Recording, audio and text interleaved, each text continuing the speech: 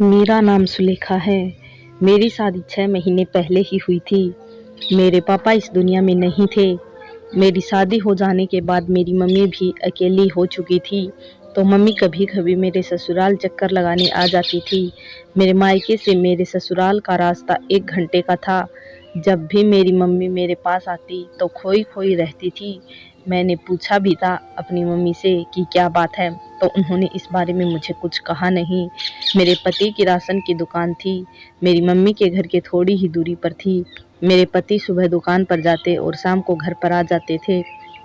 एक दिन शाम का समय हो चुका था और ज़ोरों की बारिश होने लगी, तो मैंने अपने पति को फ़ोन किया, लेकिन उनका फ़ोन लग नहीं रहा था। मैंने उनका इंतज़ार रात के 11 बजे तक किया, लेकिन वो अभी तक आए नहीं। फिर मेरी तो आँख लग गई थी। थोड़ी देर में मेरे फ़ोन की घंटी बजी, तो मैंने देखा तो मेरे पति का फ़ोन था। उन्होंने कहा, मैं तुम्हारी मम्मी के घर पर चला गया हूँ और बारिश बहुत है, तो मैं आज नहीं आ पाऊँगा।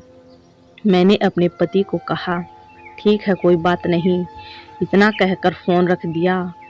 फिर अगले दिन बारिश जब बंद हुई, तो मेरे पति घर पर आ चुके थे। उनके साथ मेरी मम्मी भी आई थी। मेरी मम्मी कुछ बदली-बदली सी लग रही थी। पहले कभी ऐसा मैंने अपनी मम्मी को देखा नहीं था। अब वो मेरे पति के आस-पास ही रहती थी और उनके साथ बातें भी करती थी, और कहीं जाना होता तो भी मेरे पति के साथ में जाती। और अब मेरी मम्मी का रोज़ मेरे पति के साथ घूमना, हँसी-मज़ाक करना बढ़ गया था। मैं शक और तो बिल्कुल भी नहीं थी। मुझे अपने पति पर यकीन था, मम्मी पर भी शक नहीं करना चाहती थी, लेकिन हालात मुझे इस मोड़ पर ले आए थे कि मैं ये सोचने पर मजबूर हो गई थी। और फिर मेरे अंदर ये शक बैठ गया और मेरा दिल बेचैन सा रहने लगा था। मैं अपनी इस हाल से बहुत परेशान थी, लेकिन मेरी मजबूरी ये थी कि मैं अपनी इस हालत को किसी से बता नहीं सकती थी। मेरे ससुराल वाले भी मम्मी की हरकतें देख रहे थे और कई बार तो मेरी सास ने मुझसे कहा कि अपनी माँ को थोड़ा समझा दो, ये लक्षण ठीक नहीं है तुम्हारी मम्मी के। सास की बातों की वजह से और कुछ मम्मी की हरकतों की वजह से मैं अब परेशान हो चुकी थी और दिन ब दिन चिड़चिड़ी सी हो रही थी। मैं अपने पति से कई बार झगड़ा भी कर चुकी थी और कुछ दिन बाद मैं जब भी सुबह सोकर उठती, मेरा सर भारी-भारी रहता और सर दर्द होने लगता। मैं हैरान थी कि ऐसा क्यों होने लगा था। रात में जब मैं सोने के लिए लेटती तो एकदम से नींद आ जाती। नींद भी इतनी तेज़ कि बता नहीं सकती। फिर मैंने अपने दिमाग लड़ाया और एक बात मुझे समझ में आई कि मेरे साथ कुछ अजीब हो रहा है, जो मुझे पता करना था। अगले दिन मैं सोकर उठी तो रोज़ की तरह मेरा सर भारी और दर्द कर रहा था। तभी मेरी नज़र टेबल पर पड़ी उस दवाई की शीशी पर थी। मैंने उसे पास से जाकर देखा तो ये नींद की दवाई थी। तभी मुझे सब समझ में आ गया था और अब मैं होशियार हो गई थी ताकि रात के वक्त मैं पता लगा सकूं कि कौन मेरे साथ ऐसा करता है। और फिर कई बार रात के वक्त पति को उठते और जाते हुए देखा। मेरा शक अब यकीन में बदल रहा था कि मेरा पति पानी में नींद की गोलियां मिलाकर क्यों मुझे दे देता है। फिर से एक दिन मेरे पति मुझे वहाँ पानी का गिलास देने आया, तो मैंने उसे टेबल पर ही रख दिया। मैंने उसे पिया नहीं। मेरे पति कमरे के बाहर चले गए। बाद में मैंने उस गिलास का पानी खाली करके फिर से वहीं पर रख दिया। मैं देखना चाहती थी क्या करते हैं।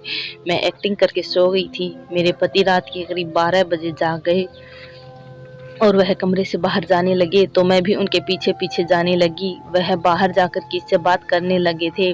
वह आवाज़ मेरी मम्मी की थी। मैं सोच में पड़ गई कि मेरी मम्मी इतनी रात को क्या कर रही होगी। फिर थोड़ी देर में पति चुपके से घर से निकलकर बाइक स्टार्ट करते हैं और कहीं निकल जाते हैं। मैंने भी एक ऑटो वाले से लिफ्ट लिया और अपने पति का पीछा करने लगी। कुछ समय के बाद मेरे पति अपने ससुराल यानी कि मेरे मायके की तरफ जाने लगे। मेरा शक अब यकीन में बदलने लगा और वो घर पहुंच गए। मैंने भी ऑटो वाले को पैसे दिए और चुपचाप पीछे वाली खिड़की से घर के अंदर दाखिल हो गई। वहाँ मेरी मम्मी अपने दामाद यानी कि मेरे पति के साथ रूम में थी। अब तो मैं ये सोचकर पागल हुए जा रही थी कि मेरी माँ मेरा घर उजाड़ने लगी। रूम के अंदर से आवाज़ आ रही थी जिसमें मेरा पति बोला कि अब तो आपकी बेटी सुबह तक ही उठेगी, तब तक सासू मामा आपको खुश कर देता हूँ। और फिर दोनों की मुस्कुराने की आवाज़ आती है। अब मेरा सब्र का पैमाना भर चुका था और मैं तुरंत मम्मी के रूप में दाखिल हो गई, जिसके अंदर का नज़ारा देखकर मेरे पैरों तले से ज़मीन खिसक गई थी। मेरे पति ने तुरंत एक चादर ओढ़ लिया। मुझे देखने के बाद मम्मी और मेरे पति के होश उड़ गए थे और वो लोग बोलने लगे कि आप यहाँ कैसे आ गई। फिर मैंने सब वाक्य बताया कि कैसे मैं यहाँ तक आई और अपनी माँ को बहुत कुछ खरी खोटी सुनाया और अपने पति को भी बहुत कुछ सुनाया।